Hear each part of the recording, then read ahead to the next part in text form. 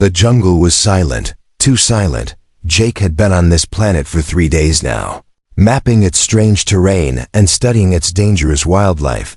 His job was simple: survey and survive. But nothing about this planet felt simple.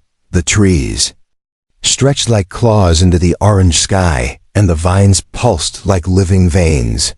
As Jake walked through the underbrush, he heard it. A soft sound, like a whisper. No, not a whisper, a whimper. He froze, gripping the handle of his plasma knife. The sound came again, this time clearer. It was the sound of someone trying not to cry. Cautiously, Jake stepped forward, brushing aside a thick curtain of glowing leaves. There she was, a tiny figure crouched near a fallen tree. She wasn't human, that much was clear. Her skin was a soft violet, with stripes that shimmered when she moved. Her large eyes, glowing faintly gold, were filled with both pain and pride. She wore scraps of hide armor and held a small bow in her shaking hands. She looked no older than 10, but Jake knew alien ages could be deceiving. Still, she looked weak, scared, and wounded. He took a step forward, and she instantly raised her bow, aiming it straight at him, but her arms trembled too much to hold it steady. "I'm not here to hurt you," Jake said calmly, holding up both hands. The girl's eyes narrowed. For a second, it seemed like she might shoot. But then she dropped the bow and collapsed to her knees. "I failed," she whispered in broken English. "I can't do it alone."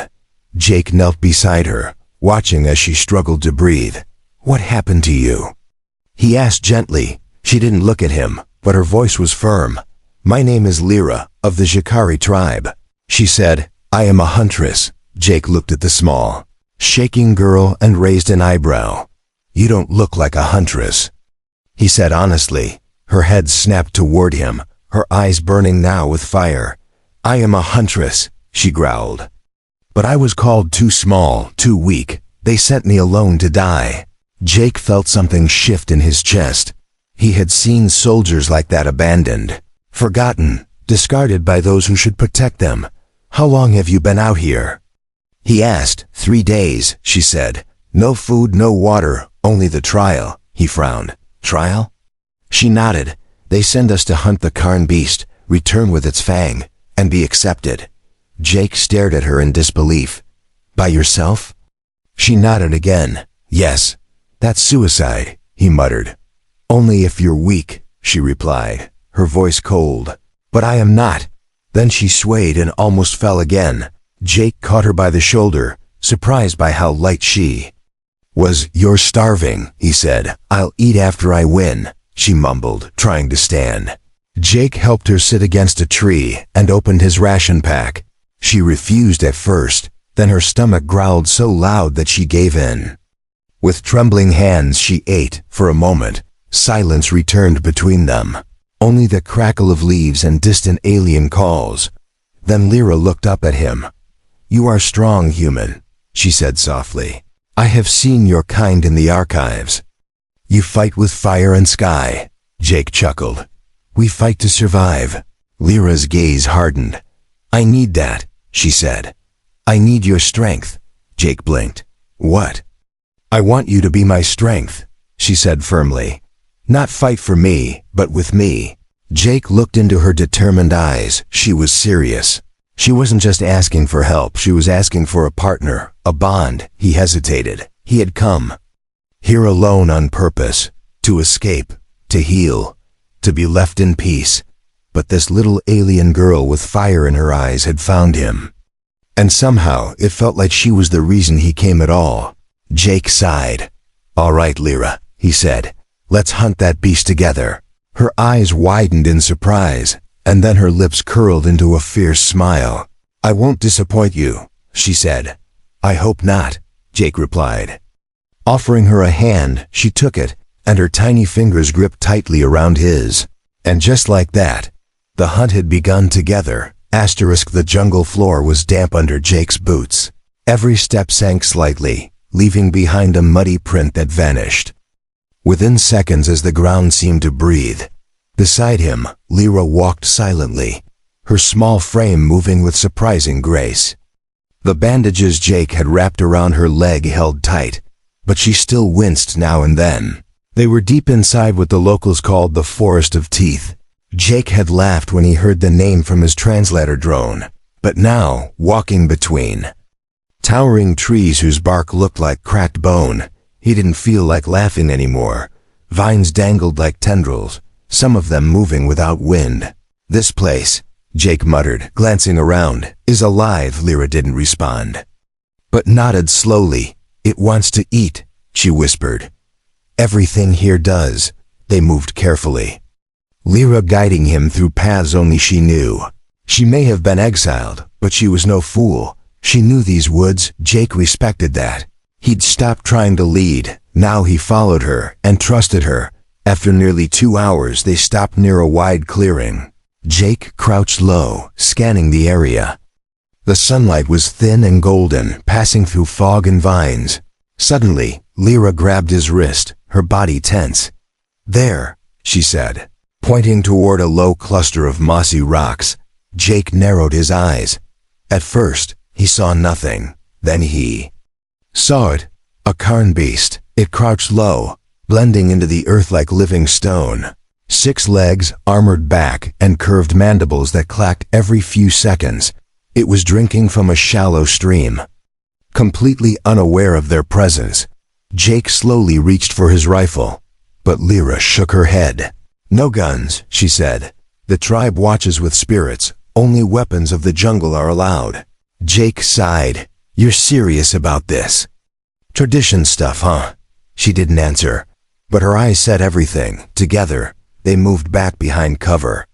Lyra opened her satchel and pulled out small, sharp bones, carved into arrowheads. Jake helped her tie them with vine fiber to thin shafts of alien wood. It wasn't much, but it was real. It was survival. Suddenly, the ground beneath them shifted slightly. Jake stood quickly, looking around. Lyra's eyes widened in alarm. "Not one beast," she gasped. "2. That's when the second carn beast lunged from the trees, roaring.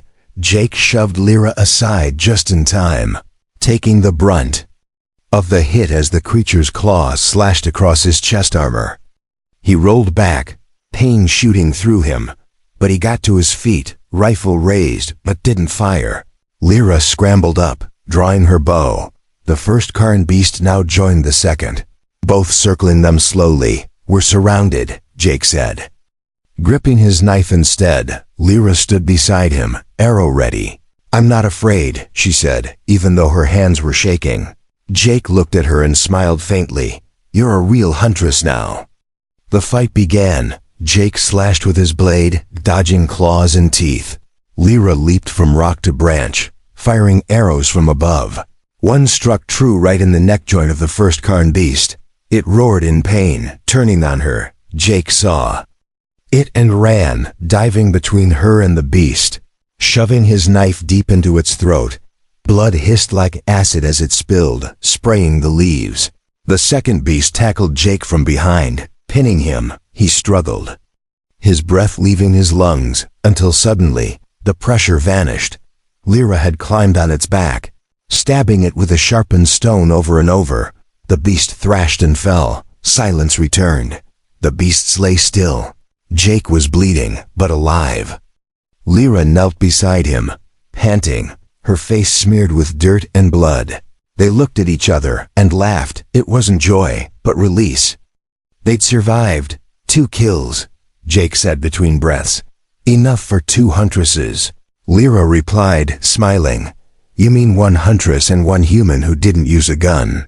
That makes you better," she whispered. Jake raised an eyebrow. "Or just crazier." They pulled out 2 large fangs from the fallen beasts, tying them to their belts. Lyra kept glancing at Jake, not with fear or suspicion, but with respect. It was new, and it meant something. As they sat down to rest beneath the bone-like trees, Lyra spoke again. "Do you know why the forest is called Teeth?" Jake shook his head. She pointed at the roots, each one shaped like curved, sharpened teeth. "If you bleed too much here, the forest remembers," she said softly. Jake looked around, suddenly very aware of the cuts on his arms. Good to know, he said, wiping blood from his chin. That night, they didn't light a fire. They huddled close.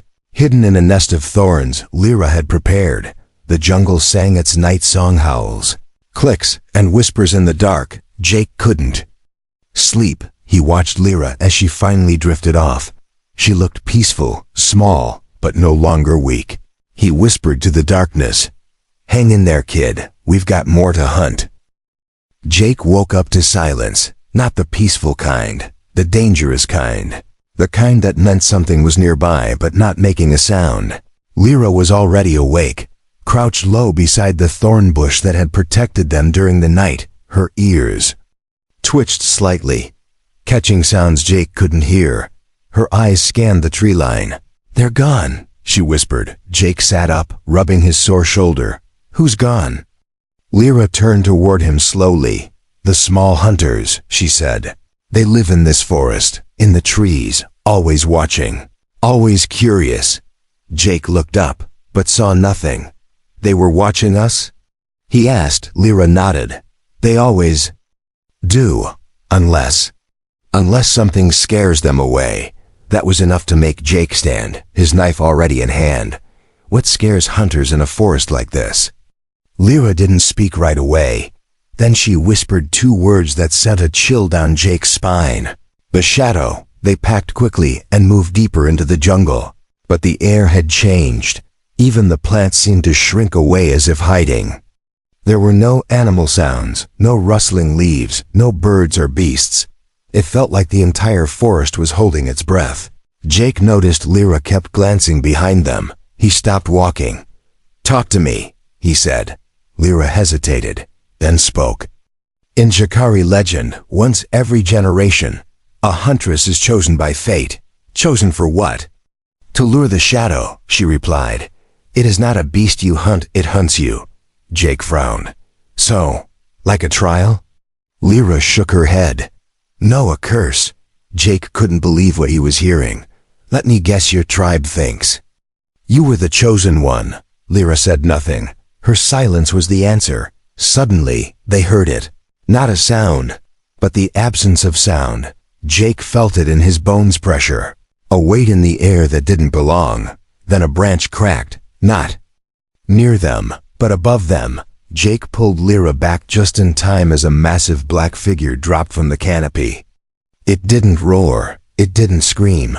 It moved like liquid shadow, blending into the mist as it hit the ground and rolled into the trees. Jake didn't get a clear look, but he knew it wasn't any normal predator. Lyra was breathing hard now. "It's here," she whispered. "The shadow beast." Jake gritted his teeth. "Then we kill it." Lyra turned to him, terrified. "No, Jake. You don't kill the shadow, you survive it." They ran, through vines, under roots, over stones. But the forest seemed to twist and turn, blocking paths they'd taken before. It was like the jungle itself wanted them to face the creature behind them. They heard no footsteps, only the sound of branches cracking just after they passed. It was following, but never fast. It wanted them to know, to feel it coming. By midday, they found a rocky cliff wall and a shallow cave. They ducked inside. Catching their breath, Jake leaned against the wall, his chest heaving. "This thing is toying with us." Lyra nodded, her face pale. "It always does." Jake crouched down beside her. "You've seen it before, haven't you?" She didn't look at him, but she answered. "When I was little," she said. "I saw it take my sister during her trial." Jake's heart dropped. She screamed for hours. Lyra whispered. "I never forgot the sound." Silence filled the cave. Only the soft hum of fear remained. Jake pulled out a small vial from his belt, a mix of scent-masking chemicals. He poured it on a cloth and handed it to Lyra. "Put this over your nose. It might hide us for a while." They sat in the dark cave for what felt like hours. But just when they started to relax, something breathed just outside the cave. Not an animal, not a beast, something wrong. Jake slowly peeked through the crack in the rocks. At first, he saw nothing. Then he saw it, two glowing silver eyes floating in the dark. No face, no body, just eyes, staring into the cave, watching. Lyra's hand reached for Jake's. She didn't speak, but her grip said everything. The shadow didn't attack, it simply vanished, melting into the trees again, taunting them. That thing's not hunting for food. Jake whispered. It's hunting for fear, Lyra replied. And I gave it mine once, long ago. Jake looked at her. Then let's not give it any more. That night they didn't sleep. They stayed hidden, weapons in hand. The jungle didn't make a sound, because it was still out there, watching, waiting, asterisk. The fire crackled softly. A small flame, barely alive, hidden inside a pit of stones that Jake had carefully built. Its heat gave little comfort, but it kept the shadows away at least. For now Lyra sat across from Jake, legs crossed, staring into the flame as if it would answer the questions in her heart. Her small hands were wrapped around a sharpened piece of bone, carving strange tribal symbols into a flat stone. She hadn't spoken for hours. Jake let her be. He had learned by now Lyra only spoke when her heart told her to, not before. His shoulders still throbbed from the claw slash he took the day before. The herbs Lyra used helped, but the wound was deep. He winced as he tried to lift his arm. She looked up at him quickly, eyes narrowing. Don't move like that, she said. You'll rip it open again. Jake smirked. You sound like my old medic. Lyra didn't understand the joke, but she gave a small smile anyway. I've treated worse, she whispered. My sister once fell from a glider, broke both legs. Jake blinked. She survived? Lyra's smile vanished. No, the silence returned, heavier than before. The jungle outside their cave made no sound. That was the worst part, when even the monsters stayed quiet. Suddenly, Lyra stood and walked toward the cave's entrance. She picked up a long thin root and dipped it into a pouch of powder from her belt. Then she began drawing symbols on the wall, ancient Jakari runes, glowing faint green in the darkness. Jake watched with curiosity. What is that? Lyra didn't look back. A pact, she said. Between you and me. Jake raised an eyebrow. A pact? Yes, she said firmly. A bond of fire and steel. In my tribe, when two warriors fight together, bleed together, and face death together, they must seal the bond. Jake leaned forward. And what happens if we don't? Lyra turned, her face serious. Then the spirits will not protect us when the shadow comes again. He chuckled lightly. So this is for spiritual backup. Lyra didn't smile this time. You don't understand, she said. The shadow is not just a beast, it's a curse. It feeds on broken trust and fear. Jake fell quiet. For the first time he began to wonder if the legends were more than just stories.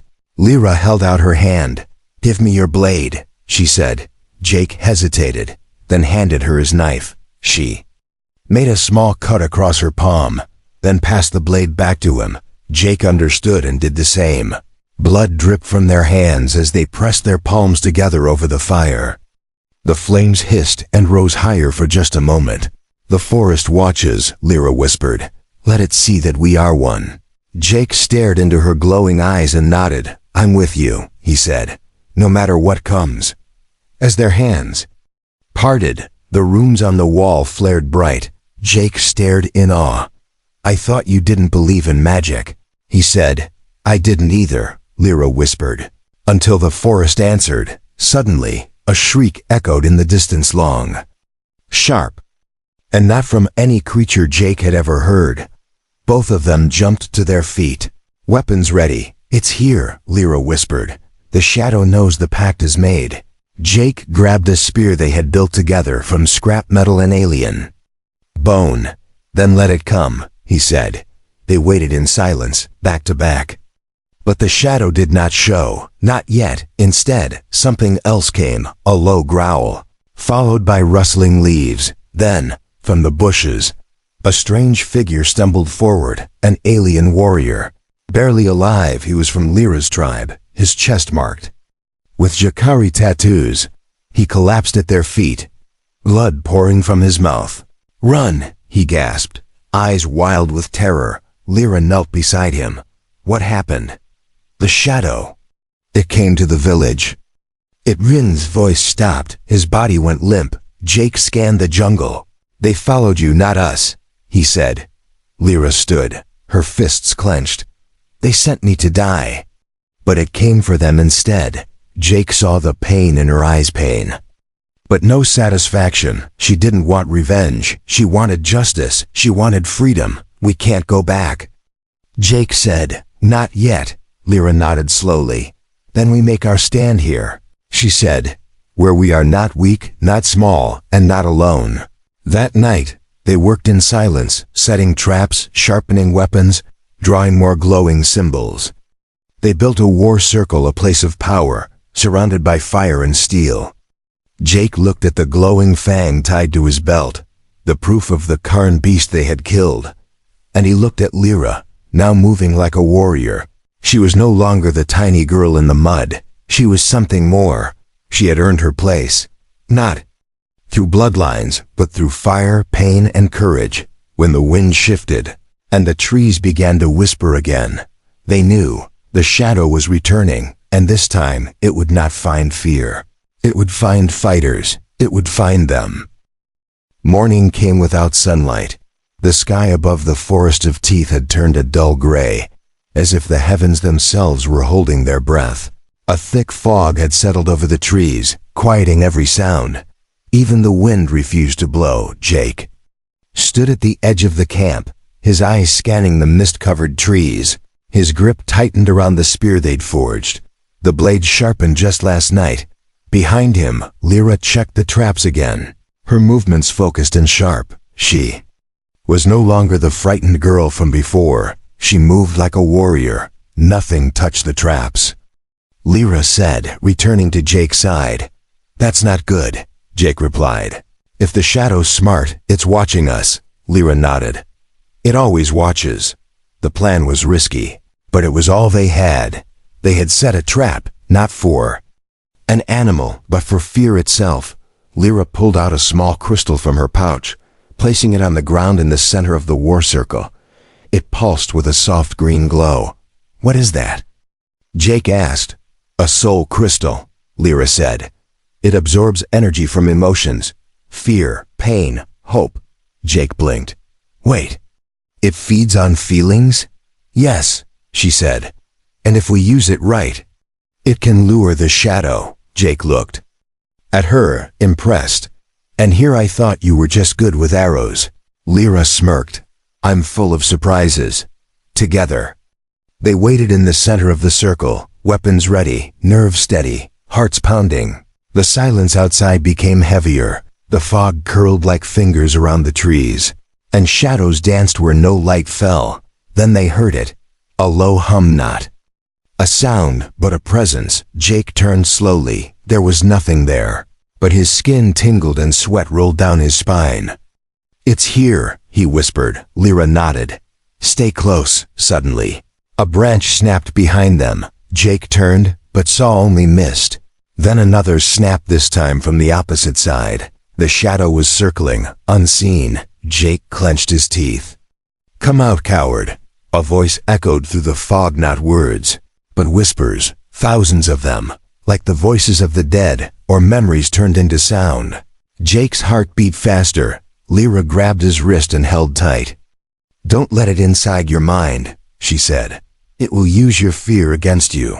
He focused on her voice. That was the anchor, not the whispers, not the fog, not the dread rising in his chest.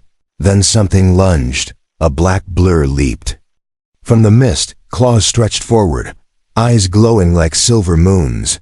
Jake shoved Lyra aside and raised his spear.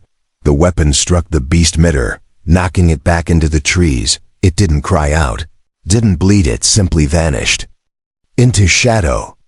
Lyra rolled up, bow ready, firing 2 arrows in quick succession. One vanished into the mist, but the other hit something. There was a hiss, a deep, ancient sound, not from lungs, but from darkness itself. The shadow beast had been wounded, but not stopped. Suddenly, the crystal on the ground began to glow brighter. It pulsed with power, humming louder. Drawing the beast back, it couldn't resist. From the fog, the shadow emerged, now fully visible. It was massive, twice the size of a lion. With no real form, its body shifted like smoke, but its claws were real and sharp. Its mouth had no lips, only teeth, rows and rows of them. Jake and Lyra stood together. Jake raised his shield made from carn beast bone, blocking the first slash. Lyra rolled under the beast, driving the blade into its stomach. Black mist sprayed out, burning the ground. The creature shrieked. Jake struck again, then again. Each hit made it flicker, like a flame in wind, but it wasn't dying, it was adapting. "It's too strong," Jake growled. "Not for long," Lyra shouted, pointing to the crystal. It was pulsing faster now, absorbing, not just fear, but also courage. Their courage. The more they fought without giving up, the brighter it became. Jake realized the trap wasn't about hurting the shadow, it was about starving it. They had to deny it fear. They had to give it nothing. So Jake smiled. He laughed, right in the creature's face. Lyra followed, her laughter high and wild, echoing in the fog. The shadow hissed, shrinking back. It was confused. Jake tossed his spear into the ground and stepped forward. "No more running," he said. "You don't scare us." Lyra raised her blade. "We fight as one," she shouted. Crystal flared white. A shockwave burst outward, knocking the shadow back. It screamed, not in pain, but in fear, and for the first time, it ran, melting into the trees, fleeing like smoke in the wind. Silence fell, the fog lifted, the jungle slowly began to breathe again. Jake dropped to his knees, exhausted. Lyra collapsed beside him. They looked at each other, then at the glowing crystal, now cracked and dim. "It worked," Jake whispered. "We didn't give it what it wanted," Lyra said. "We gave it what it feared." "Teamwork," Jake grinned. "No," Lyra said, smiling gently. "We gave it us." The jungle was quiet again, but not the same kind of quiet as before. This was not silence from fear. This was silence from peace. Lyra lay in a bed of glowing moss, her eyes closed, her breathing soft. The trial was over. The shadow beast was gone, and the curse had been broken. Jake sat beside her, his rifle resting across his lap. He hadn't slept in over a day, but he didn't care. He only cared about her opening her eyes. The twin moons had set. Now, only sunlight touched the land. Real light, not filtered by fog or fear. When Lyra's eyes fluttered open, Jake leaned in. "You're awake," he said gently. Lyra looked around, confused for a moment. "Am I alive?" Jake chuckled. "Barely, but yes." She blinked slowly. "I thought I died." "No," Jake said. "You lived and you won." Lyra sat up with his help. Wincing at her wounds, she looked toward the trial circle, now quiet and still. Nothing glowed anymore. The monument was dark, but in her heart, a fire had lit. "One that would never fade." "Jake," she whispered, "do you think they'll accept me now?" He paused, then shook his head. "No," he said honestly. "They feared you before, and now they'll fear you even more." Lyra lowered her head, but he wasn't finished. "Which is why you shouldn't go back to them," he said. She looked at him, confused. "Then what should I do?" Jake smiled. "Start your own tribe," he said. "One that doesn't throw away its own. One where being small doesn't mean being weak." Lyra stared at him. A moment passed, then another, and then she nodded. She stood slowly, gathering the broken arrows, the empty crystal, and the cloth soaked with moonfire. Each one a piece of her journey, each one now sacred. Later that day, as the sun rose high, Lyra and Jake stood on a ridge overlooking the valley. Behind them, the jungle stretched endlessly. Ahead of them, mountains touched the sky. A new path, a new world. "We'll go that way," Lyra said, pointing to the east. Jake raised an eyebrow. "Any reason?" She smirked. "Because no one ever does." They laughed. For the first time it felt easy. By the third day of travel, word had already begun to spread. Small alien tribes hidden deep in the forest had heard whispers of a girl who defeated the shadow of a human who stood beside her. Some called it myth, others called it madness, but a few believed it, and they came one by one. Outcasts, runaways, the too small, the too broken, the ones who had no place. They found Lyra, and they followed her. Jake built shelters using old human tech. Lyra taught survival, hunting, and the stories of the trial. Together, they created a place where no one was left behind. One night, around a fire, a young alien girl approached Lyra. She was shaking, barely older than 10. "My tribe said I was useless," the girl whispered. "But I want to be like you." Lyra knelt, placing a hand on her shoulder. "You already are," she said, "because you chose to stand." Jake watched from a distance. He didn't need to lead. He had already done his part. Now it was her turn. But still, she came to sit beside him at night, and in the silence, without words, they shared something rare, not just friendship, but trust. Weeks later, a scout from the Jakari tribe arrived. He brought a message. Lyra was no longer cursed. The tribe wished to honor her and welcome her back. Jake expected her to cry, to celebrate, but Lyra just smiled and said, "Tell them I'm not coming back." The scout looked shocked. "Why?" he asked. She stood tall. "Because I'm not the tiny girl they left behind," she said, "and I don't belong to them anymore." As the scout left, Jake grinned. "You know, you just made an enemy of a whole tribe." Lyra shrugged. "They were never brave enough to be my enemy before." And so the days passed. The new tribe grew, and the legend of the Huntress and the human spread far beyond the forest of teeth. They called her many names: Shadowbreaker, Moonfire Warrior, the last tiny Huntress. But Jake? He just called her Lyra, because to him she wasn't a myth. She wasn't a weapon. She wasn't a symbol. She was real. She was strong. And she had become so much more than anyone had ever believed. She wasn't tiny anymore. She was unstoppable.